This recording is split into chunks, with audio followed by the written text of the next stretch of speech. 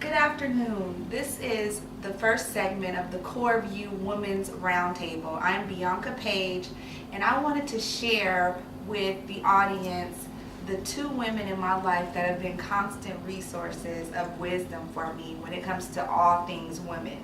And what I'll say is oftentimes when I'm giving advice to other people or girlfriends in my life about women issues, I cite to my mother, Valerie Curry, and my grandmother, Velvet Dozier. And we have three generations represented here of women who can give you their perspective based on life experience and the wisdom that they have gathered, their pearls. And we don't want to cast them to the swine. We're giving you good advice. And this day, we're going to give a brief segment on women and why it seems to be so hard for them to get a companion these days. I have so many accomplished women that I know that just have all the accolades professionally and also are wonderful women spiritually, but when it comes to the relationship department, it seems to be a lack there, a serious lack. Either not being able to find a mate to even date or a companion to date at all, and if they do find someone that they talk to, not being able to maintain that relationship. So I wanted to talk to these two ladies and ask them their advice on how you have been able to meet and maintain relationships with the opposite sex over the years of your life. Hello, I am Bianca's grandmother, and I can only share with you the experience that I've had out of almost since I've been a grown lady and a grown woman and got children, grandchildren, and great-grandchildren. How I found what worked for me. A lot of women like to pick out a man that they like. Oh, I like him, I'm gonna go for him. And they work at it and work at it, and that may not work.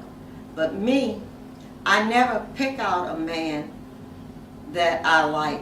I let the man pick me out. If he picks me out, I know he's interested. And if he approaches me and I like what he says, then I will gravitate. Gee, this is a wise young man. He and I may have something in common. And that works for me. Because it's too hard trying to make somebody love me. I don't have the time to waste. and if I got to do all that, you're not interested, and I can let somebody approach me that's interested in me, and it works. And I keep them till they either elect to want to get out of it, or we stay in it. I keep them for a long time. I've never had a whole lot of men in my life, because the ones that pick me, I marry them, they marry me, and if that one ends, then I'll wait, be patient, and let God send somebody to me. And when they approach me, the second marriage I had, I loved that man. He was a wonderful man. He was a bishop in the church, and I became a first lady. And he was a great stepfather to my first two children I had by my previous marriage. Then I had two children by him, and it was just the most wonderful marriage that any woman could ever hope for. And I enjoyed being the wife of a bishop and being a first lady. And that marriage lasted till death do we part. And I'm glad you brought that up, Grandma, because you said here you were able to find two husbands. But I've had women say to me, well, we're supposed to wait for the man to find us, but what if they don't have men approach them on a regular basis? Like one of my, confidants said, they're not approaching me, so what can I do? What would you guys say to that? Well, I think you have to think about the surroundings. I mean, are you in an environment where you can meet available men? Church is one place. Yes. Generally, you don't meet, I don't think people meet there. their spouse at a club or a bar or, that's generally not the place, at school or work, and oftentimes as professional Black women, we're not in an environment that has, a lot of African American men to choose Right. from. That's So I right. think you have to, but there's also like network groups, business network groups that you can attend, and not for just the reason of seeking out a man. I think that it starts with, praying, like we pray for everything in our life. You have to ask God to send us someone that's right for us versus you trying to pick out who you think is best for you. And oftentimes women don't, and they enter into relationships and they don't look at the signs, of the individual that they're thinking about entering into a relationship with. And a lot of times there's signs up front that this is really not a good person that I should be in a relationship with, because we're sometimes so desperate to have companionship that we settle, and then it ends up bad. Or sometimes we're not healthy, or we're looking for men with money. And I think that's the biggest mistake for African American women.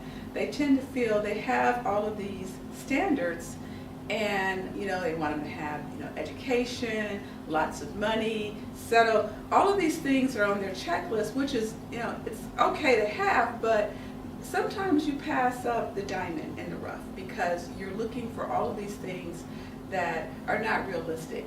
And you can also find happiness in someone that doesn't necessarily have that. My first husband, Bianca's father, was my high school sweetheart. So that was young puppy love, and we ended up having a child and got married, had a child very young, and we lasted 11 years in that marriage, and we gave it a good try. But the truth is we were way too young to really have that level of commitment, and also we didn't know ourselves at that point. And so we grew into different people. And of course, you don't know it at the time, because when you're young and you're in love, you think this is it, this is my lifetime partner. But really, it's too premature. We haven't really evolved, and there were a lot of things that we should have done, but we made the best of it. And then after that marriage ended, there was a 10-year span of, I had a really good relationship with another young man, but he was not ready for commitment. And even though we were very compatible, we both had children from our prior marriages, he just wasn't really ready to commit. And at some point, light bulb came on, and I said, I deserve better than this. And I didn't force him into it. I didn't give him an ultimatum. One day I just woke up and said, I'm done. I am moving on. And unfortunate for him, at that point, once he realized I was gone, then he was ready to commit, but it was too little too late. And I moved on, met another man, and within a year, we were engaged, and we've been married 17 years now. Today, right? Today. The 17 happy years today. anniversary. Yeah. Well, but I want to stop you ladies real quick, because there's a recurring theme. You two I've watched you walk into a room and just light it up. You just have that it factor. You know how some people say, like, that person has it. They have it, whatever it is. And that's where I want to start. I don't want to jump ahead too far, because how does a woman wake up that it factor in her? Is that like, how do you get that? Because I think that's what men are attracted to, and you two have never, in my opinion, had a problem having men to be attracted to you, and I think that's where it starts. Well, for me, it took a little time to grow into the it factor. It came with trials, sometimes tribulations, but it started out with having a good come from a strong family, Okay. a mother and a father who set examples for us to follow by. And then, not only top of that, we had a great spiritual bonding. We went to church, and out of being having that kind of spiritual mind, God gave me the confidence and the reassurance that I was sure of myself. I no longer doubted myself. I knew my self-worth. Self-worth. Okay. And my value. And I am a people person. I love people. I can walk into a room and converse with most anybody. First of all, it's by being open-minded. I was taught when you enter a home, you say hello. I was taught that. And when I enter, whether it's a doctor's office, dentist's office, or just a business, I sit there and people be sitting there and they look like they stiff. Closed off. Yes, and I say, hi, how you doing? And it starts open with a conversation like that. So you're not afraid to initiate conversation? No. Confident. You're right. I'm very confident. I want to put people at ease. They look like they stiff. And before it's all said and done, we're having a conversation of just about most anything. So if you want to be able to be a light or to give a light, you have to be a light. You have to be the first person to extend the helping hand, or to extend when you see someone needs some encouragement, a need uplifting. And then that way people are drawn to you. I never have a problem of meeting a stranger. I'm also very I'm aware that you got to be aware of your surroundings. You got to have a mind to know is this person is acceptable to you. And so discerning. So you read discerning. people. Yes, I can read. I took a class in it early one time about body language. Says a lot. They say one picture is worth more than 1,000 words. The expressions you give off. People sit up with their hands folded or stone face. And I'm so glad you said that, because I think as women, especially, black women, we have this reputation for being harder or being kind of closed off. And so not only do we need to be able to read people's body language, we need to be careful of what we're putting out there. Yes, what body language you're exhibiting. Because that can be repelling Right. potential suitors. Absolutely, and I'd like to piggyback on that, because that's how I met my second husband. Was I was sitting like this, and he was willing to break down the barriers. Unlike my mother here, I'm not the the person that walks into the room and and not, although I'm friendly and I'm personable, I am more standoffish. I am going to assess people, assess personalities, stand back. I'm not this open book that's just gonna walk in the room and embrace everyone. That's just not my personality. But when I met him, he says, you're sitting on the couch with your arms like this. And I'm like, how am I going to break through that barrier? So yes, that's a good point. You have to be approachable. But I think it's one thing to be approachable and friendly, and it's another thing to be desperate. And a lot of women, and I have a lot of friends that are absolutely beautiful, educated, well off. And one of the problems that they have is they lack confidence. And men, that's an immediate turnoff for a man. If you're desperate, you're too needy, you become too clingy, you lack confidence. And I've seen women who may not feel they're as attractive as other women that can walk in and command the room and have all the men after them, because they have that confidence, they have that air, they're not standoffish. They are, like my mother said, they come in and they have this light, this magnetic personality. And you have to be conscious of that, because that is attracting. Or if you're real needy and mousy or clingy in a relationship, or you try to dive in too soon. And I do have to say that I'll bring up, the Steve Harvey rule of the 90-day rule. And when you're entering into a relationship, jumping all in, telling everything, giving everything, not really knowing the person, before you give up everything, and then you're no longer attractive. Yeah, Men turn off. like a challenge.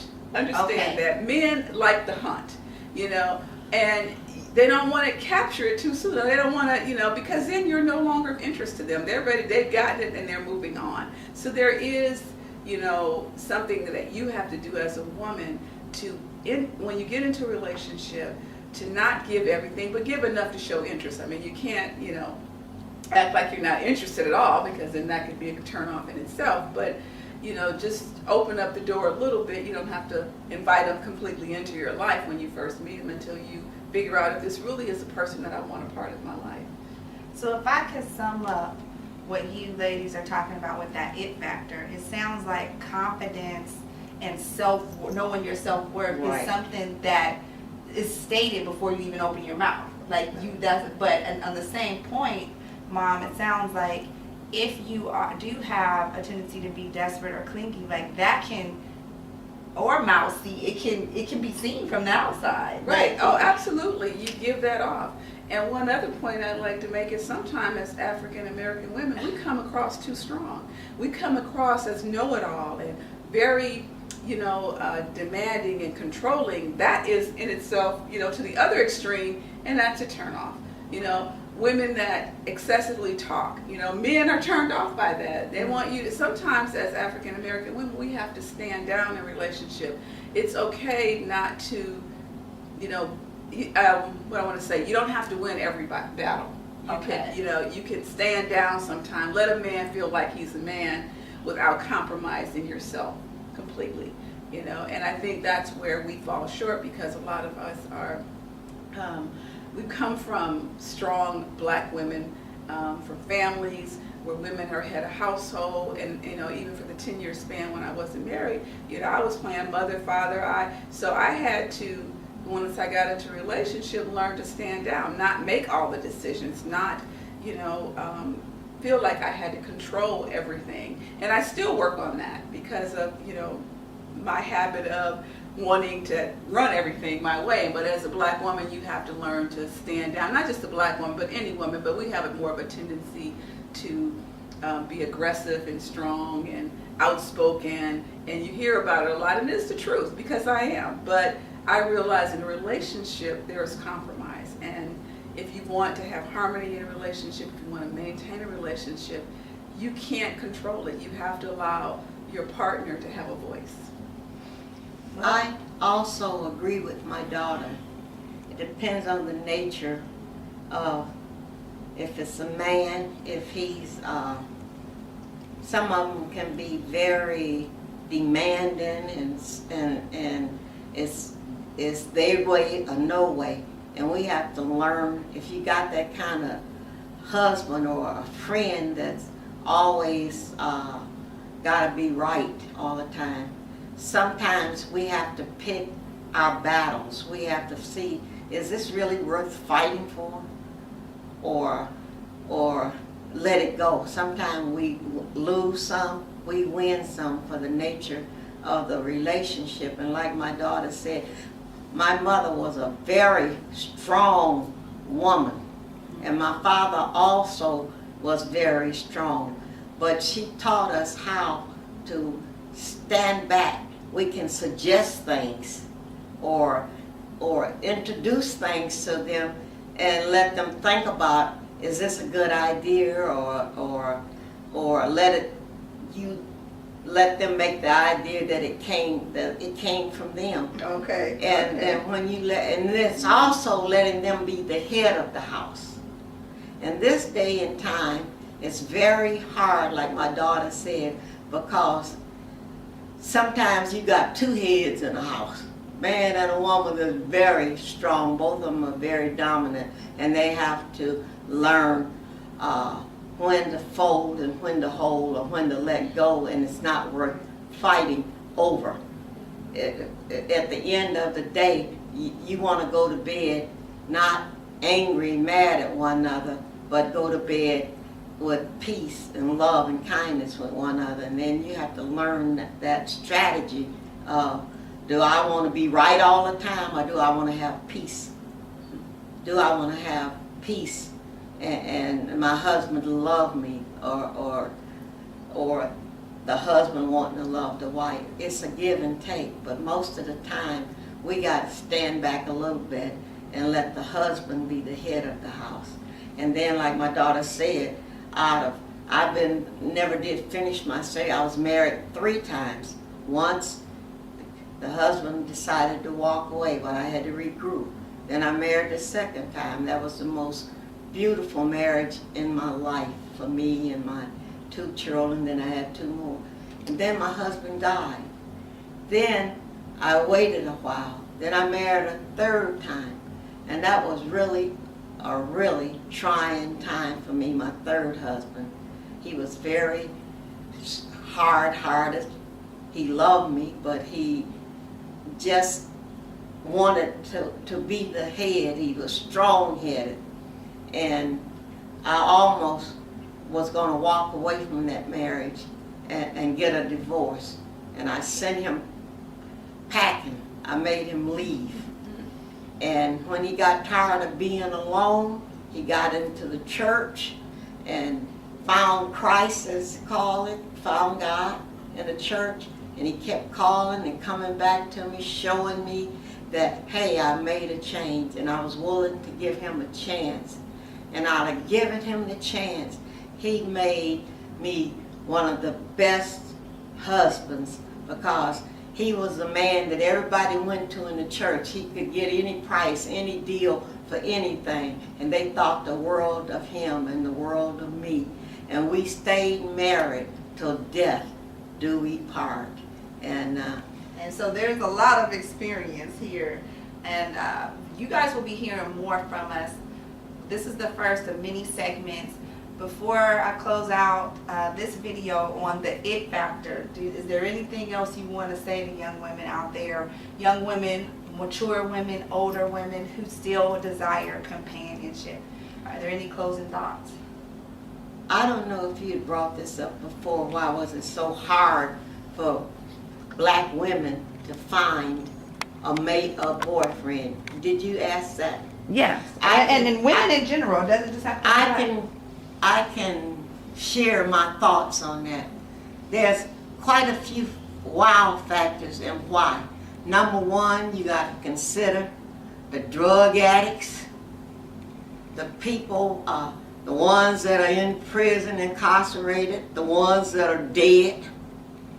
And it's very few black men that got it all together. And then when they do have it together, there is the factor that they go to the white women. You see that white women are after. You see it with all races today. You see it with the football players. Any man that got something to offer, and these white women go after them. And guess what? You know why the black man don't say no? Because back in generations, that was a forbidden fruit. A white man could touch the black man's woman, his wife, and the black man could say nothing about it. And then when it no longer got to be a law against it, used to be a law, a white woman couldn't sit in the front seat with a black man doing the southern states and that. And then when it no longer got to be a law, the black man seemed like he said to himself, I'm going to get some of this white man stuff because he got ours already. And I couldn't do nothing about it. So I hope you understand where I'm coming from. Well, you touched on the real, Grandma. Yeah, she did.